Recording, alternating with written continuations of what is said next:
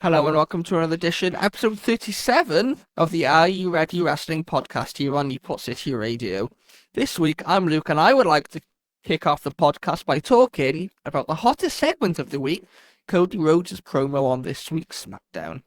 Hi, I'm Jack. My segment this week will be covering the mystery attacker who attacked Jade Cargill. Hi, I'm Curtis. For my segment this week, I'm talking the CM Punk and Seth Rollins promo from this week's Raw and the implications that are coming for the following Raw.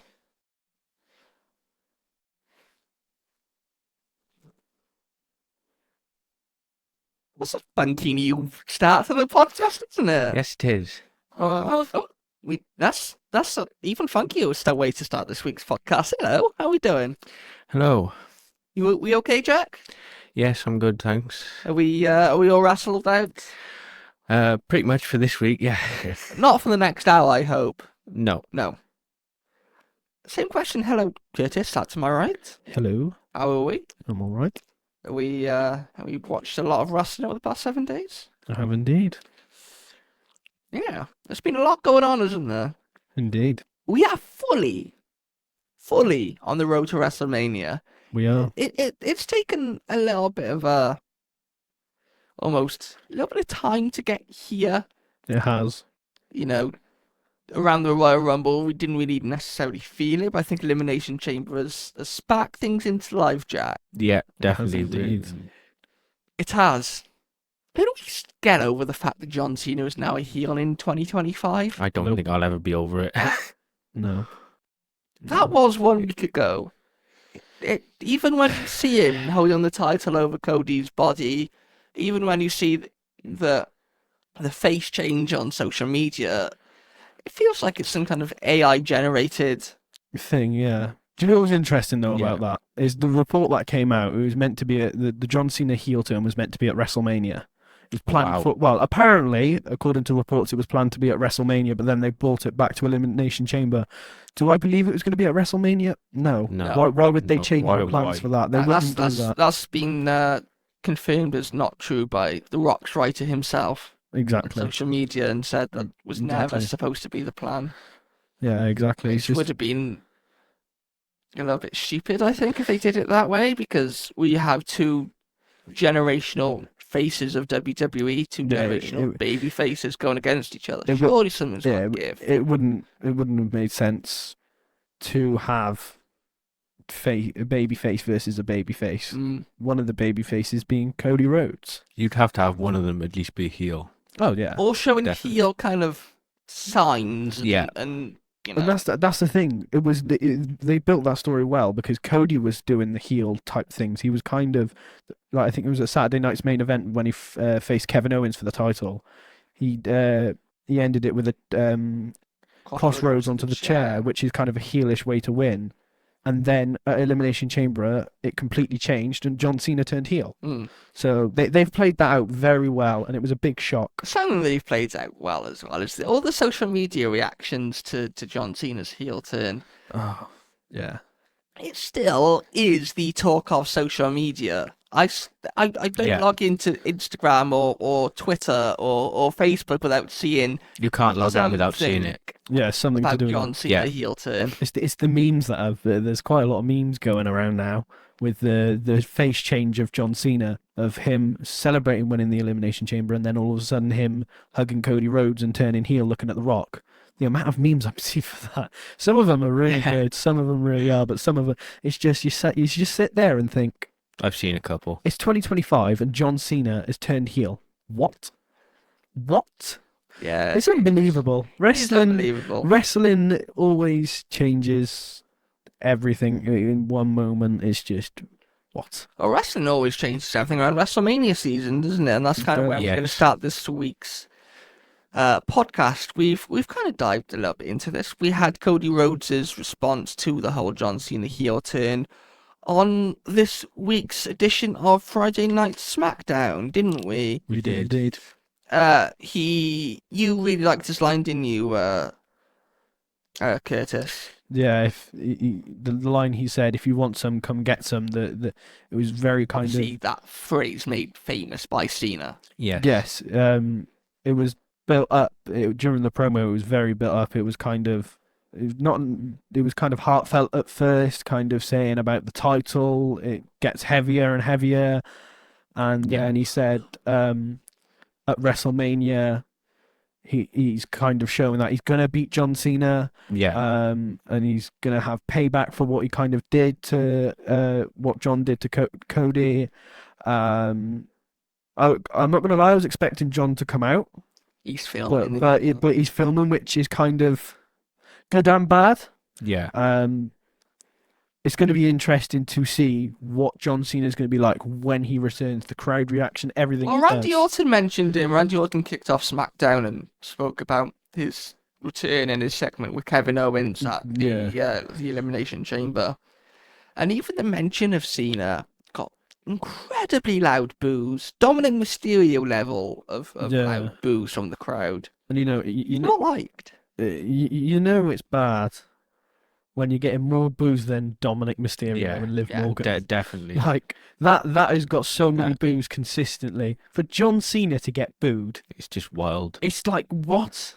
Mm. Everybody right now hates John Cena, and it's like the one circulating meme I keep seeing, and it's like you sent it to me as well, Luke. A photo of John Cena, and it was him smiling on like a poster, and you said, "Why are you smiling? You've just turned into the best of WWE." And There's a toy shop in Newport City Centre that has WrestleMania posters outside, obviously trying to sell some of the WWE merch. Yeah. And one of them is John Cena smiling as babyface Cena. I think we might have to pay a visit into them and be like, you might want to change I that. want to take it down. Just get Black Sharpie and just put like a frown on top. On his face. That's a really good idea, actually. Should we If actually do toy that? shop is listening, then and that's an idea for you. WrestleMania season, though, it brings out the best in people, doesn't it? Definitely. It does. We've seen like Kofi Mania and how over Kofi Kingston got. It makes everyone sort of up their game. It does. And I think that's been true of Cody Rhodes for the past, well, since he's returned, I think. The 3 WrestleManias, I know he was in WrestleMania 38 against Seth, but that was more of a surprise return. Yeah. Since, though, 39, 40, and now 41, especially with his stuff with The Rock, I think he did some really good stuff with Paul Heyman. This is where Cody Rhodes comes to life for me. And we've seen, as I said last year, the things he did with The Rock Yeah. really, really built that match up. And arguably, it was some of the best work he's done in his career, in my opinion. Yeah. And it just takes him to another level. It shows why they've put so much faith and so much confidence in him to be the champion and the face of WWE. Yeah. Ever since he came back from WrestleMania 38 and was the mystery opponent for Seth Rollins, it's just like the pop he got then was good, and then ever since then the build up with the feuds and stuff, with him winning the Royal Rumble back to back and facing Roman twice, those were one of the 2 greatest matches that we've had in a good while. The second one being when Cody won the title at WrestleMania 40 was the unthinkable and undreamable match with everything that happened and the way it just imploded, and the moment of Cody winning the title. Ever since then, he's had some good feuds, and now it's just the feud he's in with John Cena has just taken a very massive turn, just like John Cena.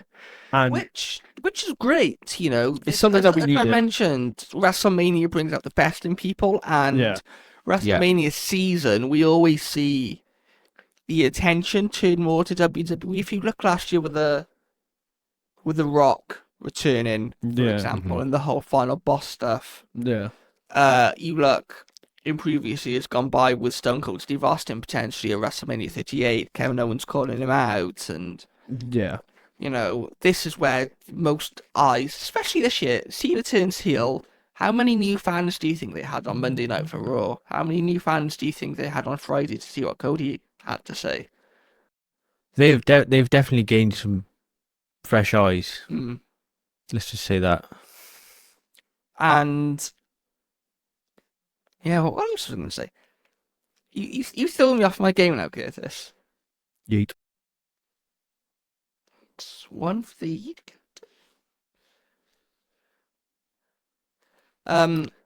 WrestleMania. Yes, Cody Rhodes is. It was very heartfelt and passionate. You said. Yes. You said, Jack. Go on. Especially at the end when he delivered the "come get some" line. He was very, like you say, about angry. I reckon. Yeah, he said that in a aggressive and like a meaningful way. Everything in that promo was meaningful, kind of heartfelt. You could feel the emotion, and the promo was built very, very well, in my opinion. And it's just for the start of the storyline, it's just like kicked off massively, and I hope that because they've started off so well with the heel turn, they can continue this storyline and make it better and better and more interesting as we get closer and closer to WrestleMania. I just hope it doesn't get sour. Yeah, that's the thing. Eventually. I think it will. I think there will be a couple of brawls, but it all depends on when John Cena turns up. And it all depends on when he's going to turn up. Yeah. And how it's going to play out, because obviously we know his schedule is very busy, and we don't know where he is going to be. He's filming quite a lot. So I hope he still appears more frequently as we get closer to WrestleMania, and he just doesn't appear like once a month or so. Well, not once a month, like once every 2-3 weeks. I think we should see him at least twice before WrestleMania, maybe once before WrestleMania to kick that feud even more, and then the next time we see him is at WrestleMania for the title match then. That's kind of what I wanted to talk to you guys about. That was kind of my overarching thought for this. Yeah. As you mentioned, Chris, we know Cena's schedule. I think he's committed to about 50 dates this calendar year for 2025. Yeah. On his retirement tour. We know he's going to appear, I think, 3 or 4 times between now and WrestleMania 41. Yeah. Not how quickly, but do you think if it's Cody Rhodes week after week cutting promos, do you think after a little while it could get a little stale? Yeah, I think the promo that they did on SmackDown this week was good. It kept it going. It boosted Cody a little bit. It kept the feud going. I think now, maybe next week, they need to bring maybe John in, or maybe The Rock to come in. It's just someone not so it's just Cody. Maybe have John as a vignette. I'd like to see kind of a contract signing before WrestleMania. Saturday Night's main event, maybe. A massive contract signing with maybe The Rock being there as well. So moderator. You have Cody and John signing the contract, and like we've seen with, I believe it was Cody and Kevin. You had Shawn Michaels. You had Shawn Michaels. I think The Rock could play part in that. Yeah. As he is the final boss, so they could play as in that. And then you have John Cena versus Cody Rhodes. They sign the contract. The Rock's there, and it turns into a massive brawl, and maybe another beatdown on Cody. Maybe they could do, or a beatdown on John.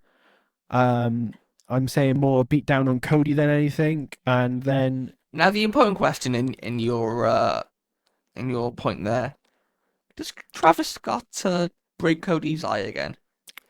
I think he could play a part because he is training. Apparently, there's rumors. I don't know whether they are actually true, but from the video I seen that got released by WWE of him going backstage afterwards and handshaking Triple H, and then The Rock came and congratulated him for kind of what part he played back in the ring and stuff. I think there's a good chance that he could get involved. He's in tremendous shape as well. In some capacity. I think if he is training and if it is true, then I think he could play some part, and I think he could have a match maybe at some point. Maybe further down the line, Travis Scott versus Logan Paul.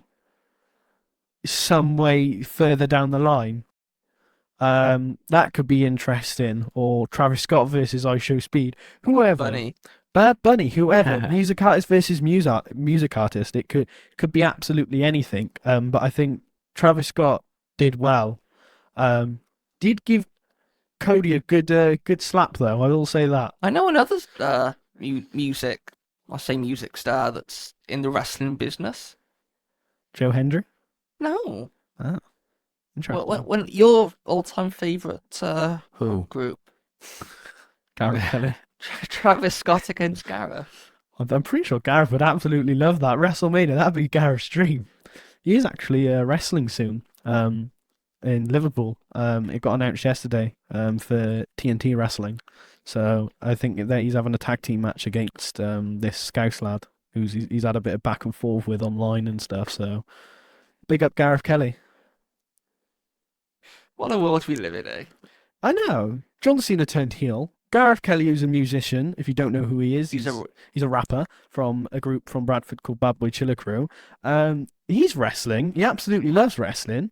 Maybe we should get him on the podcast to talk all things wrestling further down the line.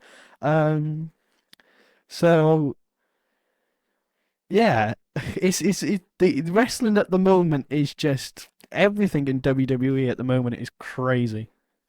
Like seriously, I can't. The new thing that I'm going to keep saying on this podcast, and I think we're all going to say the same thing, is why does John Cena turn heel in 2025? I think we're all writing the same thing. What? There is no words to describe. Speechless. But yeah, speechless. moving over to you, Jack, because I just put the same question to you. Okay. Do they risk this feud becoming a little bit stale in kind of the weeks that we can't see John Cena at shows? I agree. I potentially, if they keep the promos going, I think it does eventually get stale. I mean, they definitely need some form of, like I say, contract signing, just something to make it more solid. If you're Triple H and if you're in that position, what do you do going over the next, we'll say short term, over the next 2 weeks until I think Cena's back on Raw in a couple of weeks' time? I think it's part of this European tour. What would you do over the next couple of weeks to kind of keep the interest and keep it going? I would have Cena appear at least once or twice. Yeah, towards think Mania. I think maybe on the European tour, The Rock turns up. Maybe in London is one of the dates. I think John Cena could possibly turn up. I think The Rock and John Cena should turn up on one of the SmackDown in the UK. I think that would get a massive pop. Like, you see the pop when it gets announced anyway, and no matter what show. But imagine The Rock and John Cena in the UK for a show. That would, like, everyone would go absolutely crazy for that, and it would help the storyline massively. And and if they can take this storyline to different places and worldwide in person, I think it could go very far and draw massive attention to WrestleMania in Las Vegas. But yeah, it would have massive implications for Mania. I've got something for you. The word of the week, for this segment, is interesting. Again, always the word of the week. It's because, like, WWE is interesting. WWE is interesting. The heel turn is interesting. Everything to do with wrestling. I think the heel turn is groundbreaking, shocking, whatever you want. Mentally mind-blowing, crazy, psychotic. Yeah, all those mind-blowing and more potentially. That's what we think might main event for WrestleMania 41 Night 2. I think it will main event. Something else that will be on WrestleMania 41. Jack, talk us through your segment. Yeah, my segment is to do with the mystery attacker finally being revealed, who attacked Jade Cargill. Yes. There was a segment between Bianca Belair and Naomi on this part's SmackDown where Bianca was out for answers. Yes, she was. On who and why Who, why, and how kind of thing. Yeah. Those type questions. And it finally did get revealed that after an emotional back and forth between two women, Yes. that Naomi did attack Jade Cargill all those months ago. Yeah. But they were leaning towards, weren't they? They told Yeah. us it was Naomi at what's it called? At the Elimination Chamber when Jade returned and attacked. Yeah, and attack Naomi quite viciously. I think you could tell it was like she went to go for Liv, but then switched automatically and went to Naomi, and that answered it all. We all knew the plan was when Jade returned, she was going to attack the person who attacked her. My thoughts on the promo, though, I think it's kind of it was very soppy and emotional on Naomi's part. Yeah. Because she attacked Jade, you'd think she would have been a bit more brutal about it and not really care and be like, yeah, I did it, and kind of, and what's the thing? But she was very soppy. She kind of got there in the end. She did get there in the end. But her kind of explanation and reasoning was she did it because she did it for Bianca Belair, which I don't really get. But there's another thing before the promo. Yeah. The neck brace that Naomi was wearing on SmackDown was the exact same one she wore at the Queen of the Ring. Is it Queen of the Ring? Yes. The Queen of the Ring premiere. And she's still keeping kayfabe very much alive. In the big year 2025. Yeah. Yes. John Cena turned heel. All I have to say. He stopped using the word yeet. He's just going to say John Cena turned heel instead. That's all we're going to get from Curtis. What did you think of this segment, Jack? As I say, we all kind of knew it was Naomi. It was heavily implied it was Naomi. It was heavily implied it was going that way, definitely. It was very emotional from, I'd say, both women. Like Curtis has said, Naomi was a bit soppy with her delivery, I reckon. Do you think that was kind of needed to kind of get Naomi's reasoning behind it? Because she was very hesitant to begin with to say it was her, wasn't she? Yeah, she took at least then kind of a couple of seconds. Bianca started to walk away in almost disgust of realising it was Naomi, and they've been tagging all these months as tag champs. And yeah, what do you think? I think it's definitely added, as I say, fuel to the fire. On this match. The thing is, you could see it though. As soon as Jade Cargill got taken out and Naomi kind of stepped in and helped Bianca, it was like, I wonder why. Is there a bit of like jealousy issues going on here in a way? She got a bit jealous of Jade Cargill and Bianca Belair and thought, do you know what? If I attack Jade Cargill, I can then be like, well, what's happened? And then become tag team champions with Bianca.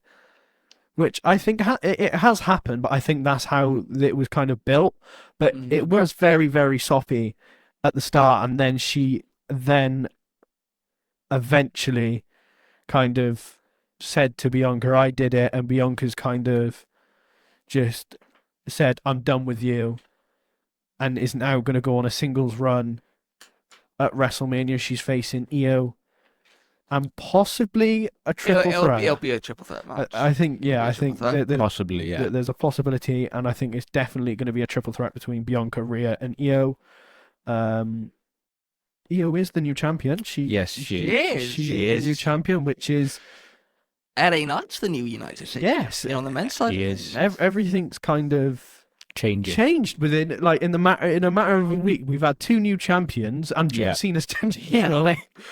The road to WrestleMania is very unpredictable. It is. It is. Always, every single year. And we can say it's unpredictable, but we generally mean it is unpredictable. This year has shown it. This road to WrestleMania has shown it. We wouldn't have thought, after watching WrestleMania, sat in the studio talking about WrestleMania and stuff, we wouldn't have thought, oh yeah, a year later John Cena's going to turn heel. No one would have predicted that. I will keep mentioning it. What happened? John Cena turned heel. It's worldwide news. Did you not know? It's breaking news. John Cena's turned heel.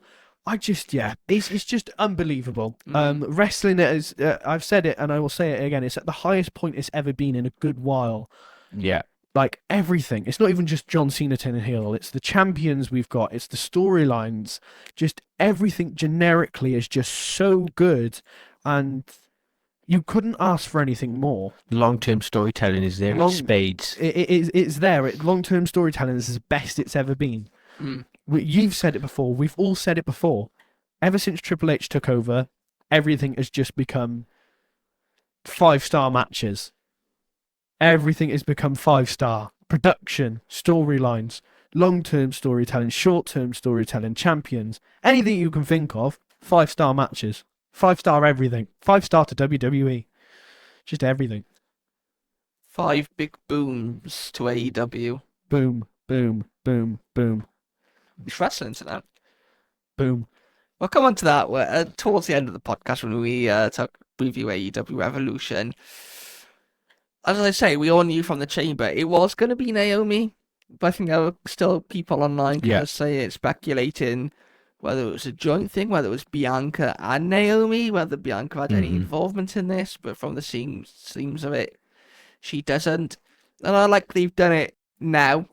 Yeah. Because that allows Jade and Naomi to do their own thing on SmackDown, and that allows Bianca now to go off to Raw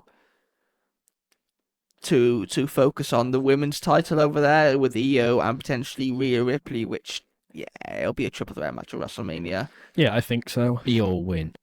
Ooh, you think Io will win? 100%, yeah. Oof, that's a bold prediction from you there, Kurt, from you there, Jack. Yes. But I wonder if the kind of the emotional and psychological trauma that's gone on this past week for Bianca Belair, because if you've seen on WWE social media pages, they've uploaded kind of the behind the scenes, but they look inside the cage of Bianca Belair when, first of all, Jade returned.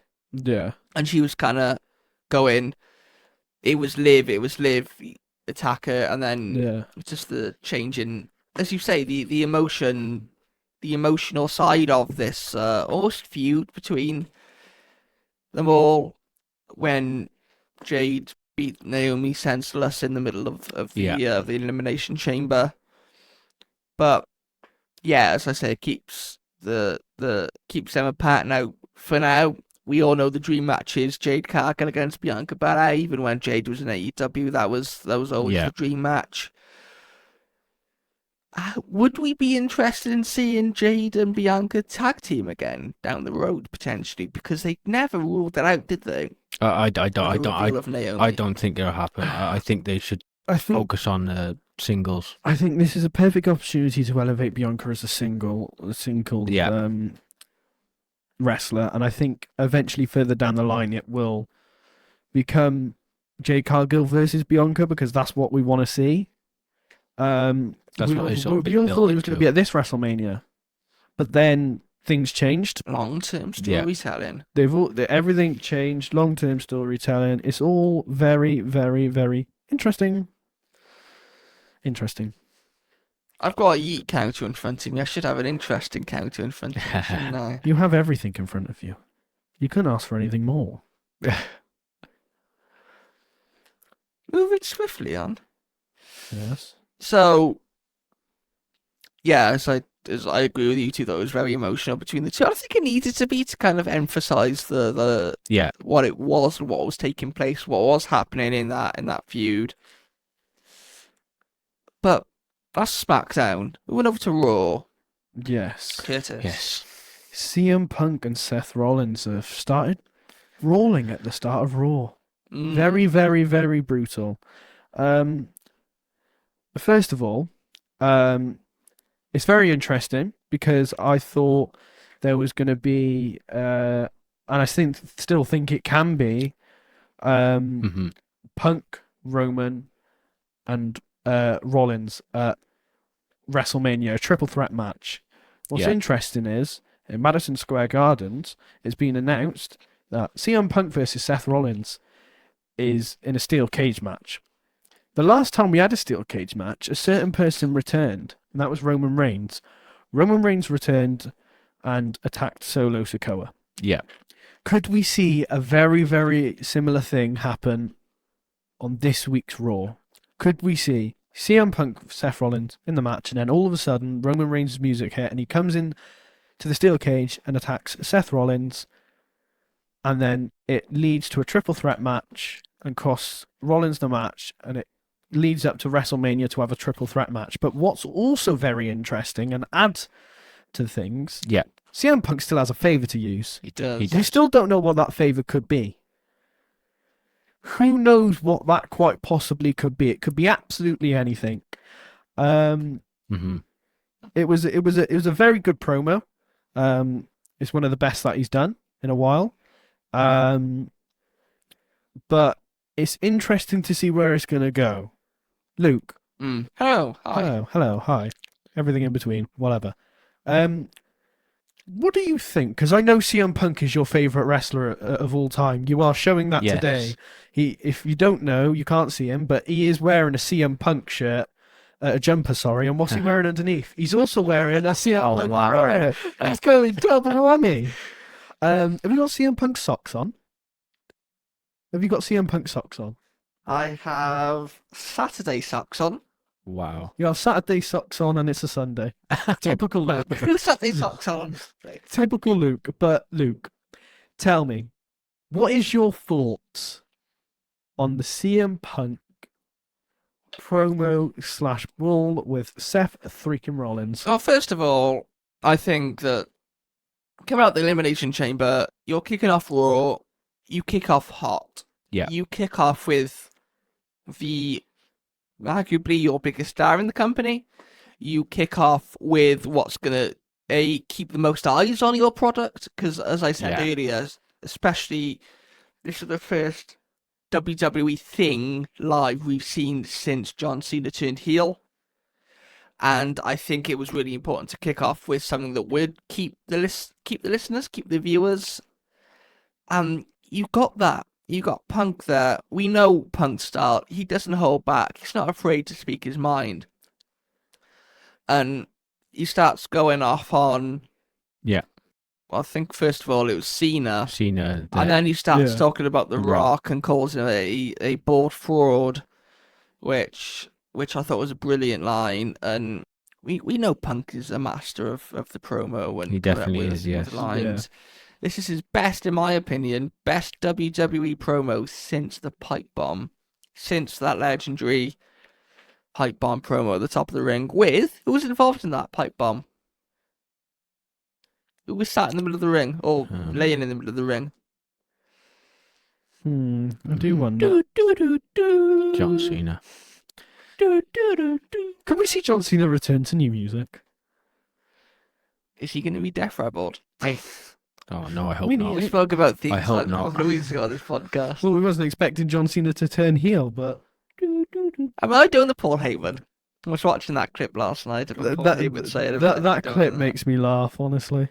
Oh, you gotta love Paul Heyman. He is a funny guy.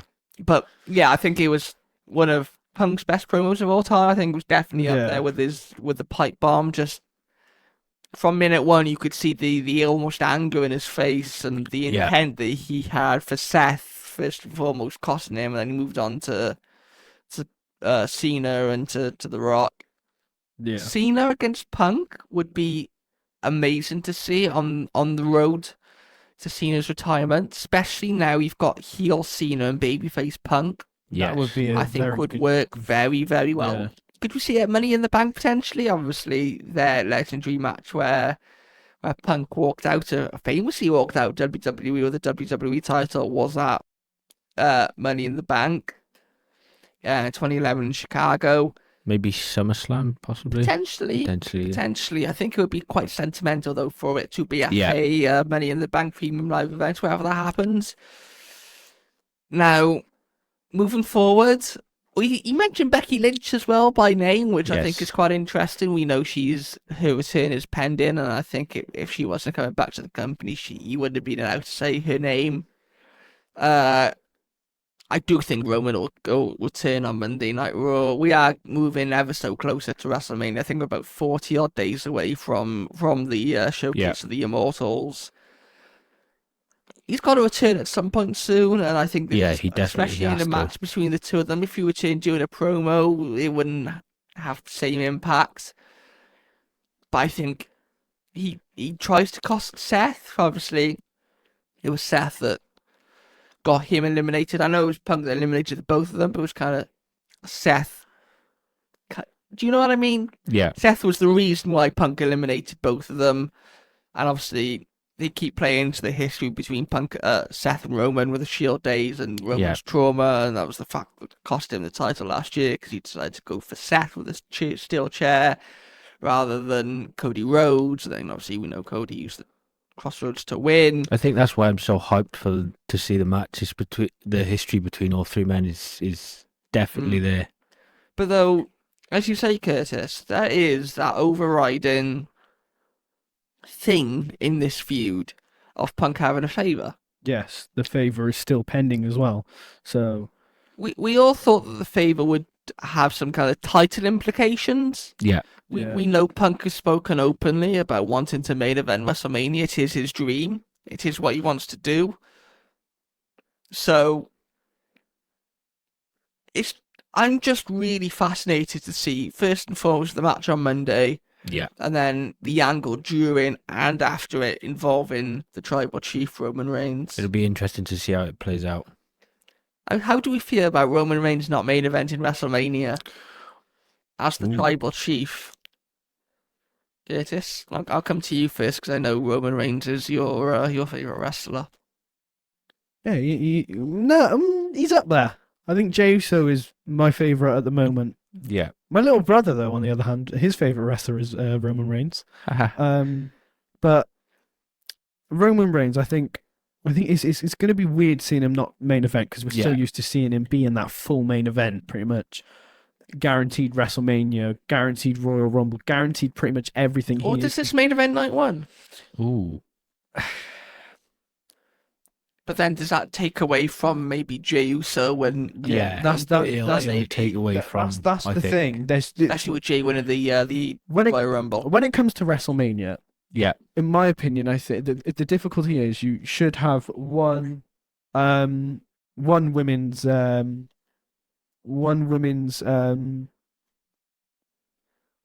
title match for WrestleMania night one, and then men's on night two. But the problem you've got is these storylines are so hot right now that it's so difficult. And even Triple H said the main events aren't locked in yet for WrestleMania. I think they are. I think somewhere down the line they are locked in. Cena and Cody's got to be one main event, surely. It's going to be hard seeing. Cody and Cena will be night two. Yeah. Night one, on the other hand, there's two options. Is there a heel John Cena? Has he turned heel, Curtis? Yeah, he has turned heel. I think there's two options. You either go Jey Uso Gunther for main event night one. Yeah. Or you go. See, I don't think the triple threat for the title is big enough. As at the moment is big enough over than Jey Uso and Gunther.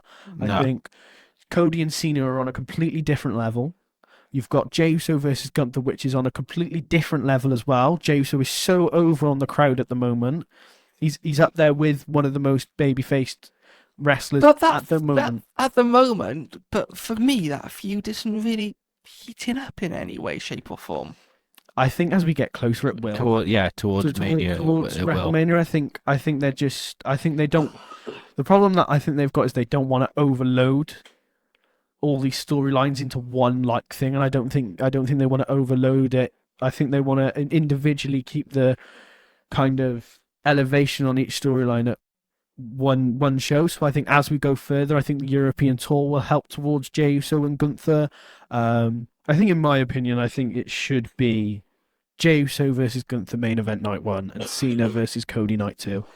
But then does the star power of Punk, Seth, and Roman not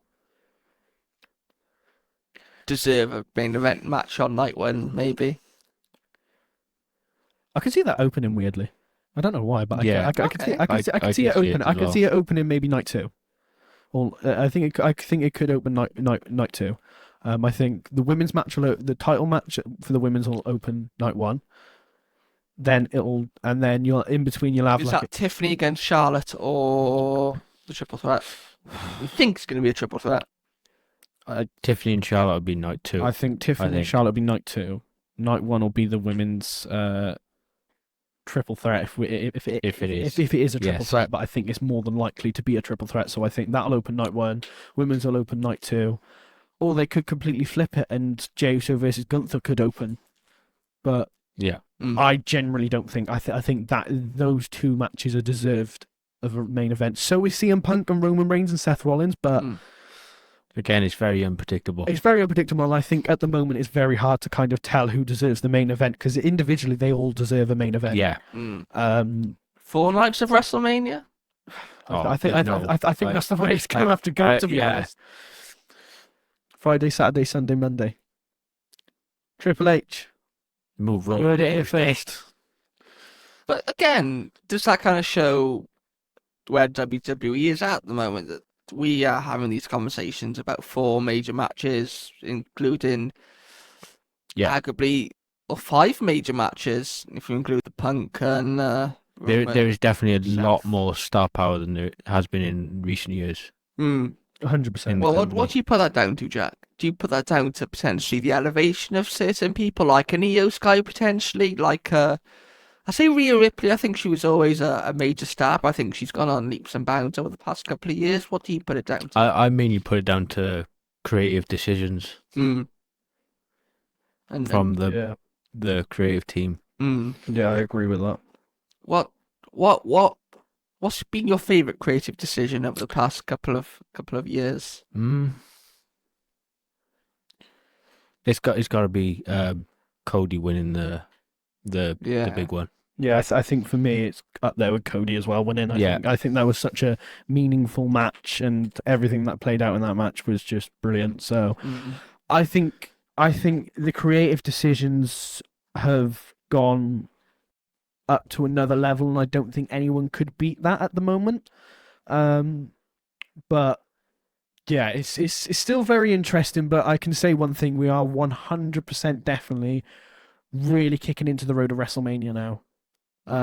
It's definitely heating up. It's heating up to another level, and it's just as heated as John Cena's heel turn. You won't stop talking about that, will you?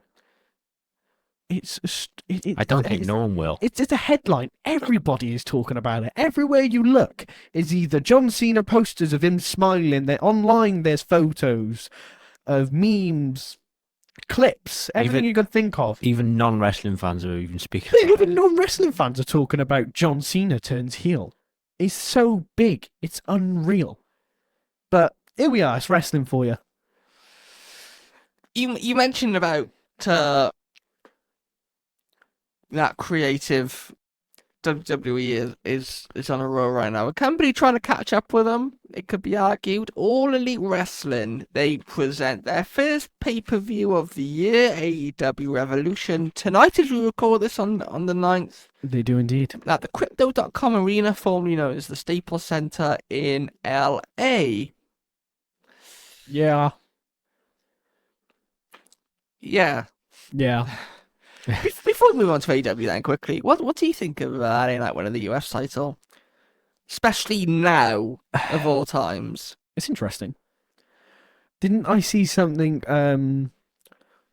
online, though, and I might need to be corrected on this. Wasn't something like Shinsuke Nakamura's brother sadly passed away? Yeah, that was true. So I think that might... They were supposed to have a match last week, I believe. Yeah, but then because of that, I think they had to do a bit of a tournament. I think that's why LA Knight won it again. I think Shinsuke's going to take a bit of time off now, with his family and stuff, which is understandable. So I think that might be why LA Knight won it kind of the way he did. They could have given it to someone else, but I think LA Knight is the right choice at the moment. But I think somewhere at WrestleMania there will be a triple threat or maybe a fatal 4-way for the United States title somewhere involving LA Knight as the champion, Big Jimmy Jimmy Uso, Carmelo Hayes, Shinsuke Nakamura. Even though you just said he's gonna have a bit of time off. Actually, yeah, it's a month, innit? It's a month till WrestleMania. Okay, take Shinsuke out of that. Do you know what I'd love to see in that match? Who? Andrade. Ooh. Yeah, I could see it, I could see that. Yeah. I'm gonna chuck a name out there as well. Go on then. Alistair Black. Ooh. Ooh. Nice. I like that idea. Thank you. It's come up with a good one. I'm here all week. And where's what was Alistair Black's previous company? Or I was about to say that. Still kind of is. I was about to say that. And what is it?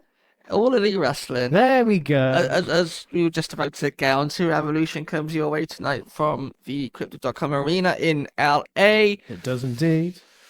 I just hope the Death Rider story ends tonight, Jack. Yes. You watch AEW weekly as well on TV. Yes, when I can. Yes. Getting boring. I mean, definitely this match between Adam Copeland and John Moxley, they'll have very much important implications for the company going forward. I think so too. I'm looking forward to the show, don't get me wrong, but I think the problem AEW has is their creative decisions are kind of a bit kind of not boring, but boring at the same time. Like you mentioned, that storyline is kind of a bit stale and a bit all over the place. It started with them committing attempted murder on national television by them trying to choke out Bryan Danielson with a plastic bag. Yeah, and it's just... what has this world come to? What has wrestling come to? The creative decisions, I think, are slightly poor. I think they could do with becoming a bit better. Don't get me wrong. Yeah. Especially if they want to improve going forward and they want more ticket sales, they want a bit more kind of eyes on them. If they want to start competing again with WWE. I think at the moment it's a bit difficult for them, but I think tonight it could change a lot of things in a way.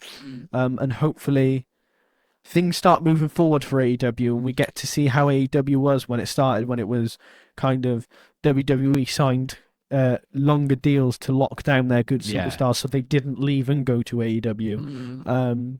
I hope so. So I think in wrestling we do need that second major promotion, Jack.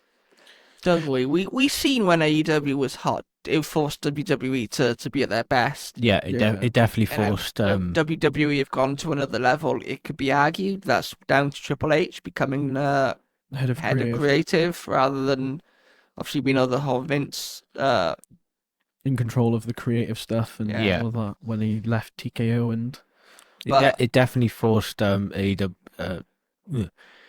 WWE's hand. I think WWE realized that AEW is got some very good potential to compete, and they did go very well. They sold out Wembley Stadium. They broke the capacity for a wrestling show. They did that, and then the past kind of 6 months to the last year was kind of, it's just died off a little bit. The creative control is kind of got a bit boring and stale. Nobody's paying much attention to it. The capacity numbers have kind of lacked a little bit. And it's like, if you look they have sold about 12,000 tickets to tonight's event, which I'm looking forward to seeing them in a big building again. I think you've got to think though, right? I know it was just after Elimination Chamber and stuff, but WWE sold over 15,000 tickets for SmackDown. That's automatically beating AEW over probably a month's worth of shows. In one day. In one night, they've probably beaten AEW's most tickets, like their ticket sales across 1 month for each of their shows. Each week. I think you've got to think they're selling 2,000-3,000 tickets per show, and WWE. But they're going to place that only hold 2,000-3,000 people a show, which is the problem because they're not selling enough tickets to go to these big places. That's my point. I think that is, you've got to look at the ticket sales. They've got some of the venues they've gone to are like really small and don't look that good. And I think AEW know they can't sell enough tickets. They're wasting a lot of talent as well. They've got all this talent. They've got all these storylines, but it's not going anywhere though. It's not getting more people in, which is my point. Yeah, like they've got the more they will 5-star matches. Yeah, but that's from Dave Meltzer. He loves. It's like with the interview he did with 5-star matches. If you've got to think that Will Ospreay had an interview with Chris Van Vliet this past week, and they were talking about Dave Meltzer and how many 5-star matches Will Ospreay had. Yeah, 48 that's mad. 5-star matches. Means he's the best wrestler alive. Best wrestler of all time. Meltzer does lie. He does say some interesting and controversial yes. stuff. Some of the stuff is correct, but most of the stuff is just what? Moving back onto topic, Jack. What should main event tonight? I asked that Yes. because we spoke about kind of WWE we don't know Wrestlemania main event because of the storylines. Mhm. On one hand, you've got the men's title between Moxley and Cope. Okay. On the other hand, you've got a storyline that's been going for about a year now, maybe more, between Tony Storm and Mariah May, who are having a Hollywood ending match, which I think is a no disqualification, and Force Contender potentially. I know there's another stipulation involved. Yeah. What should main event? What would you like to main event tonight? The main event I would like to see, just purely on star power alone, would be John versus Copeland. Okay. But I could also equally see them going with Mariah May and Tony Storm too. It's just very unpredictable. It's been, that storyline's been going for so many, like I say, well over a year. Me and you, Curtis, seen Mariah May pick up the title at Wembley Stadium last year, didn't we? Yeah, in Wembley Stadium, in a sold-out crowd in Wembley Stadium. I think that storyline between Mariah May and Tony Storm has gone on for so long now. They had, I think I seen something online this morning. They had a ball at the Queen of the Ring premiere. Yes. They did. I like they've done that. I do like the idea of that. They've attacked each other off screen at a premiere. But this storyline's been going on for so long. They're sharing the blinking title at this point. One wins it, has a little, takes some time off, wins the title, and then they come back, win the title again. It's getting a bit boring now. And I don't mean to hate on everything AEW do, but I genuinely don't enjoy the stuff that they do, and I don't know why. I think it's mainly down to the creative decisions that they make. I think when they get better at the creative decisions they make, AEW will go back to the way it was. Maybe Tony Khan needs to step down for a bit. Someone else comes in and takes the lead. It's like with WWE. It was going down to a kind of a slope, a downward slope. Triple H come in, it's gone to the highest it's ever been. I think a similar thing needs to happen with AEW, and then you've got WWE and AEW competing against each other again. Which is what always more could you want? Are we looking forward to seeing Big Boom AJ wrestle again? He's going to bring the boom to LA tonight. Boom. Yeah. Are you bringing the boom to this week's podcast, Curtis? Boom. Bada boom, bada boom. You are looking forward to the show tonight, though. I am looking forward to the show. What are you looking forward to seeing? One of the matches, the main match in my opinion, it should main event, Moxley versus Cope. Both legendary wrestlers, mainly in WWE.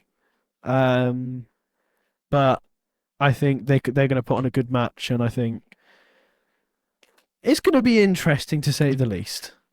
It is. I am looking forward to it. I think MJF, Adam Page might steal the show. I think that'll be a really, really good match. MJF always puts on good matches. We've got Swerve against Ricochet, and the winner will be determined as the #1 contender. I wonder if Miss Samantha Irvin might appear, get involved potentially as Ricochet's manager. Maybe She did say she wanted to kind of be in a manager, didn't she, and move more into the managerial side of things. She did.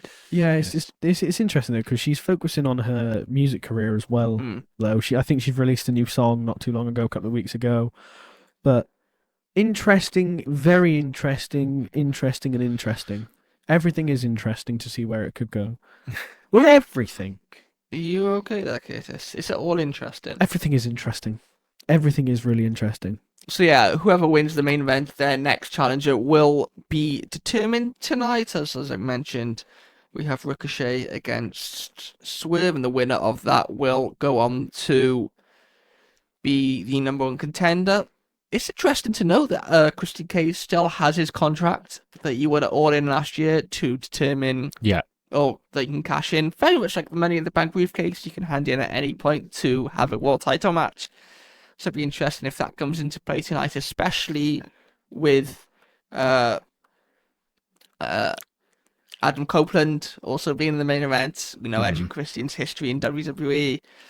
Other matches include Brody King and Konosuke Takeshita for the Continental title.